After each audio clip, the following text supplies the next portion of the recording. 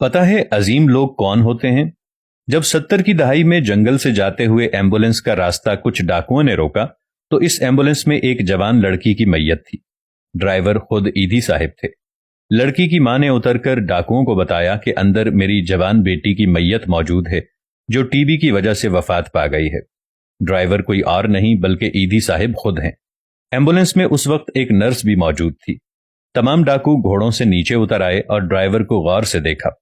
تصدیق کرنے کے بعد سب ڈاکوؤں نے ایدھی صاحب کے ہاتھ چوم کر کہا، ہم جانتے ہیں کہ جب ہم مر جائیں گے تو کوئی ہماری لاش نہیں اٹھائے گا، لیکن اس وقت آپ ضرور آئیں گے اور ہماری قبر پر مٹی بھی ڈالیں گے۔ یہ کہہ کر ان ڈاکوؤں نے 100 روپے ایدھی صاحب کو دیے اور احترام کے ساتھ ایمبولنس کو روانہ کر دیا۔ ایمبولنس میں موجود نرس بلقیس ایدھی صاحبہ تھیں۔ کیا کمال لوگ تھے، کیا کردار تھا کہ ڈاکو بھی ہاتھ چوم لیا کرتے تھے۔ یہ ہوتے ہیں عظیم لوگ جو انسان کو انسان سمجھتے ہیں، جو رنگ و نسل اور مذہب کی تفریق سے بالاتر ہو کر سوچتے ہیں، اور ان کا عمل ان کی سوچ کی گواہی چیخ چیخ کر دیتا ہے، جو یہ نہیں سوچتے کہ یہ کام تو حکومت کی ذمہ داری ہے، جو یہ نہیں سوچتے کہ ہمارے بچے، ہمارا گھر، ہماری پرسنل لائف، ہمارا لائف سٹائل، ہماری خواہشات، ہمارا آرام اور سکون کیوں خراب ہو، جو بچوں کی دیکھ بھال کرتے وقت یہ تفریق نہیں کرتے کہ کون سا بچہ جائز ہے اور کون سا ناجائز۔ بچے تو بچے ہوتے ہیں اور ان معصوموں کا جائز ناجائز ہونے سے کوئی تعلق نہیں ہوتا۔ وہ لوگ عظیم ہوتے ہیں جو نہ صرف اپنے بزرگوں کی دیکھ بھال کرتے ہیں بلکہ بدبخت اور نافرمان جوانوں کے بزرگوں کو بھی گلے لگا لیتے ہیں۔ عبدالستار ایدھی صاحب آغاز میں شادیوں پر جا کر برتن دھوتے تھے، دودھ اور اخبار فروخت کرتے تھے۔ حاصل ہونے والی آمدن کا بیشتر حصہ فلاحی کاموں میں خرچ کرتے تھے۔ ایک ٹوٹی پھوٹی وین لے کر ایمبولنس سروس کا آغاز کیا جس کا انجن بھی خراب تھا۔ ایک حج پر جانے کے لیے 70 کی دہائی میں ان کی ایمبولنس کو بھی ساتھ لے جایا گیا اور 4000 روپے دیے گئے۔ بلکہ ایدھی صاحب کے مطابق ایدھی صاحب نے ان پیسوں کو استعمال نہیں کرنے دیا بلکہ ان پیسوں سے ادویات خرید لیں اور حاجیوں کی مدد کے لیے کچھ سامان بھی۔ میں نے کچھ کپڑے خریدنے کی فرمائش کی تو انہوں نے انکار کر دیا۔ ہم اس وقت صرف اچار لے کر گئے تھے اور راستے میں روٹیاں لے کر گزارا کر لیتے تھے۔ کیا کمال لوگ تھے نا۔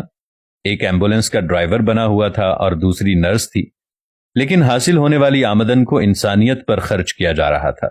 نومولود بچوں کو کچرے میں پڑا دیکھا تو شدید تکلیف میں مبتلا تھے۔ کہتے تھے ان بچوں کا کیا قصور جنہیں کتے نوچ کھاتے ہیں۔ پھر جھولا پروجیکٹ شروع کیا اور اپنے ہر کیمپ کے باہر جھولا لگا کر کہا، اگر آپ ان بچوں کو نہیں رکھ سکتے تو باہر اس جھولے میں ڈال کر چلے جائیں، آپ سے کوئی سوال نہیں پوچھے گا، یہ بچے ہمارے ہوں گے۔ کچھ لوگوں نے کہا تم جہنم میں جاؤ گے، تو اس پر جواب دیا گیا ہمیں تمہارے والی جنت نہیں چاہیے۔ یہ ہوتے ہیں عظیم لوگ جو ان بچوں کو اپنی ولدیت دیتے ہیں، انہیں ناجائز کہہ کر پکارا جاتا ہے۔ یہ ہوتے ہیں عظیم لوگ جو جانتے ہیں کہ حکومت وقت سے اگر سوال ہوگا تو سوال ہم سے بھی پوچھا جائے گا کہ کوئی انسان بھوک سے مر رہا تھا تو تم اس وقت کہاں تھے؟ تمہارے پڑوس میں معصوم بچے پانی سے روزہ افطار کر رہے تھے تو تم نے دسترخوان سجا رکھا تھا۔ تمہارے غریب رشتہ دار قربانی والے دن سبزیاں کھا رہے تھے اور تم نے پورا جانور اپنے فریج میں رکھ لیا تھا۔ تمہارے قریب ہی کوئی شخص علاج نہ ہونے کی وجہ سے مر گیا اور تمہارے اکاؤنٹ بھرے ہوئے تھے۔ تم انسانوں کی بستی میں انسان کیوں نہیں تھے؟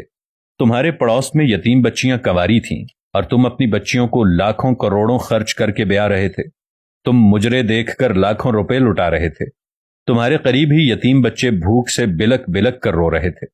تم کیا بہرے تھے؟ بس عظیم لوگ وہ ہوتے ہیں جو صرف اور صرف انسان بن کر سوچتے ہیں، صحرا میں چشمے کا کردار ادا کرتے ہیں، اندھیرے میں جگنو بن جاتے ہیں، اور تپتی دھوپ میں ہرے بھرے کھیت کھلیان جیسے لوگ بیماروں کے لیے شفا بن جاتے ہیں، بے سہارا لوگوں کے لیے سہارا بن جاتے ہیں، نابینا لوگوں کے لیے آنکھوں کا کردار ادا کرتے ہیں، سماعت سے محروم لوگوں کے کان بن جاتے ہیں، یتیموں کے لیے والدین بن جاتے ہیں۔